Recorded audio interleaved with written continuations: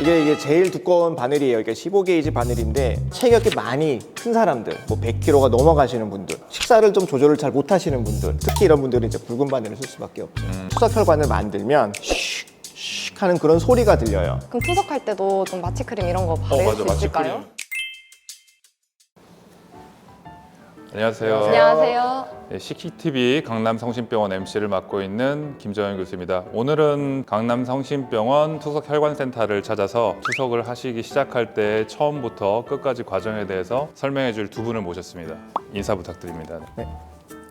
안녕하세요. 저는 한림대학교 강남성심병원 신장내과에서 근무하고 있는 김도형입니다.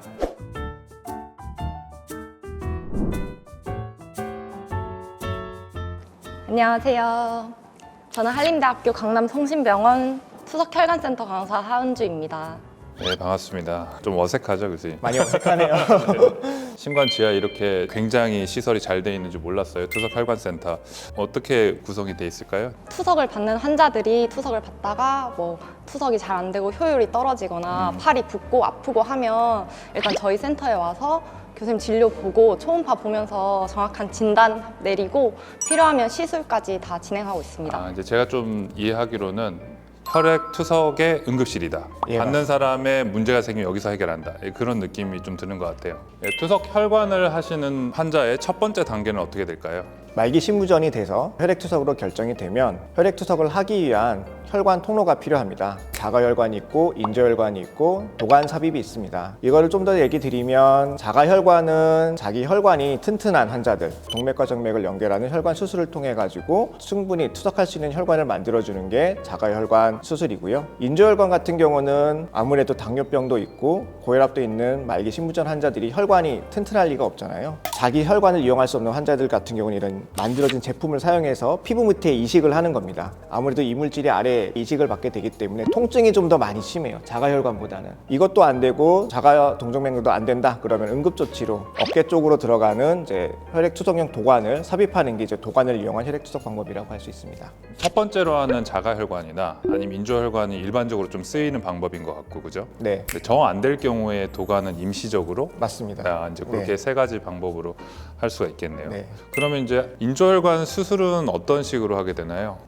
인조혈관 수술이잖아요. 수술은 솔직히 내과 의사가 하는 건 아닙니다. 근데 저희 투석혈관 센터에서 인조혈관에 대해서 관리를 한다 하면 과연 이 환자가 수술하기 전에 혈관을 정말 만들 수 있는 환자인지 인조혈관을 꼭 넣어야 되는 환자인지를 저희가 초음파를 통해서 선택을 하게 되고요. 자가혈관을 못 만드는 환자라고 판명이 되면 초음파를 통해서 어느 동맥과 어느 정맥을 연결하는 그런 혈관 매핑을 다 하고 혈관내과 교수님께 의뢰를 드리면 감사하게도 거기에 맞춰서 잘 수술을 정말 잘 해주십니다. 그래서 제가 아까 초음파로 이렇게 제 팔 혈관을 쭉 봤는데 이제 그런 식으로 환자분마다 혈관이 다르니까 이렇게 지도를 그려주는 걸 매핑이라고 하는 거죠? 네, 맞습니다. 네. 네. 그거 전신 마취로 하나요, 교수님? 아니면 부분 마취로만 하나요? 아니, 시간은 또 얼마나 걸려요, 그게? 대부분의 이런 투석 혈관에 대한 수술은 국소 마취로 대부분 해결할 수 있습니다. 자가혈관 같은 경우는 그 연결하는 부위만 국소 마취를 하게 돼가지고요. 수술 시간도 1시간에서 1시간 반 정도면은 종료가 되는데 인조혈관은 피부 밑에 삽입을 하는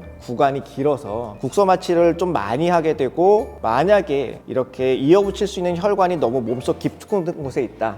겨드랑이 쪽에 붙여야 된다라고 하면 간혹 전신 마취를 해서 하는 경우도 있습니다. 대신 환자분에 따라서 좀 다르게. 네, 맞습니다. 이제 하은주 쌤한테 여쭤보고 싶은 게 저도 이제 어떤 정형외과 이제 수술을 한다 그러면 저한테 안 물어보고 환자분들이 또 따로 물어보는 게 있거든요. 어떤 질문을 좀 많이 하나요? 이렇게 수술을 하고 나서 이거 혈관을 보통 한 달 정도 성숙한 그 성숙 기간을 거치고 이 혈관을 쓸 수 있는지 없는지를 또 판단하고 이렇게 하면서 환자분들이 아무래도 빨리 이게 관이 너무 불편하다 보니까 씻지도 못하고 그래요. 관이 있으니까. 그래서 빨리 빼고 싶어서 언제 이거 쓸 수 있냐 막 이렇게 하시는 분들이 많은데 그런 기간 같은 것도 초음파 보면서 이렇게 교수님이 잘 하고 그러면 있습니다. 이제 수술을 한다 그래서 바로 그 혈관을 쓸 수 있는 게 아니네요. 어떤 증상이 나타나면 추가적인 시술이 필요할까요? 대부분 처음에는 원래 수술을 하고 나서 이렇게 피에 흐르는 느낌, 떨림을 이렇게 느끼도록 다 교육을 시켜요. 근데 이게 이렇게 만져보다가 이렇게 떨림이 없어지거나 하면 저희가 내원하라고 다 말씀드려서 초음파를 보면서 이게 막히거나 좁아지는지 다 확인하는 경우도 많고요. 한 가지 또 얘기 드리면 네. 피가 많이 흐르다 보니까 혈관도 커지면서 그 진동이 느껴지는 거죠. 잔떨림. 더군다나 저 같은 경우는 환자한테 간이 청진기를 항상 사라고 얘기를 합니다. 청진기를 사서 일반적으로 팔에 대면은 피가 흐르는 게 느껴지지 않으니까 안 들리는 게 정상이에요. 근데 투석 혈관을 만들면 슉 하는 그런 소리가 들려요. 씩씩하는 소리가 어느 정도냐 그러면 어떤 분들은 그러세요. 이렇게 밤에 주무실 때 팔에 피 흐르는 소리가 너무 시끄러워서 잠 못 자겠다 라고 할 정도로 이렇게 소리가 많이 들리는 게 정상입니다. 그래서 맞아요. 그런 것들을 잘 교육을 시키죠. 그렇게 이제 안 느껴지거나 평소와는 다르다 라고 하면 이제 연락을 주고 저희가 진료를 하게 되는 거죠. 우리 병원은 진료부터 수술까지 굉장히 빨리 된다고 하는데 얼마나 빠르죠, 교수님? 외래로 와서 바로 접수를 하고 당일 시술을 하고 그 다음에 투석까지 원하시면 투석까지 마무리 지은 다음에 저녁에 퇴원하실 수도 있습니다. 그래서 환자분이 만족도가 좀 많이 생겼죠. 그래서 원스톱 진료로 해서 당일 진료를 많이 하고 있습니다. 추가로 설명을 드리자면 굳이 우리 병원이 아니더라도 다른 병원에서 수술을 받는 환자라도 언제든지 오시면 다 시술이 가능합니다. 실제로 느끼기에도 굉장히 빨라졌나요, 하원주 쌤? 아직 잘 모르겠어요? 웃지만 말고 얘기를 하라.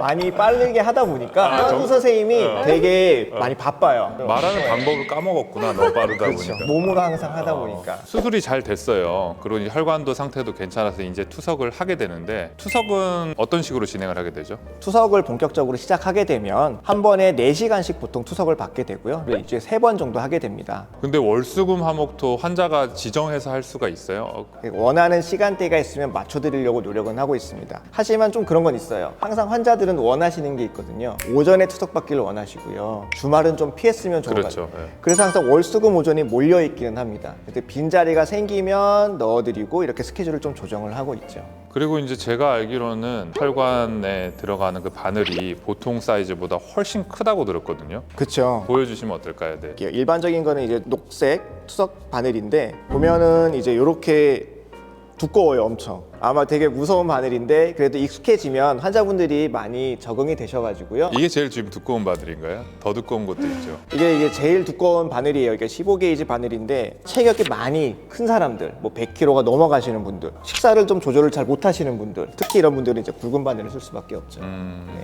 그럼 저희가 보통 피부과 가면 시술할 때 마취크림 이런 거 바르잖아요. 그럼 투석할 때도 좀 마취크림 이런 거 바를 수 있을까요?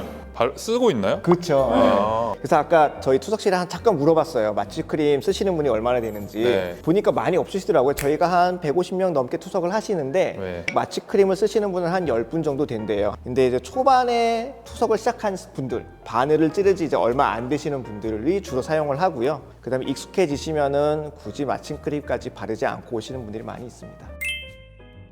지금까지는 투석혈관센터에서 투석혈관을 어떤 과정을 통해서 사용하는지에 대해서 알아봤고 투석을 하시는 분이 어떻게 관리하면 좋을지에 대해서 다음 편에서 알아보도록 하겠습니다. 감사합니다. 감사합니다.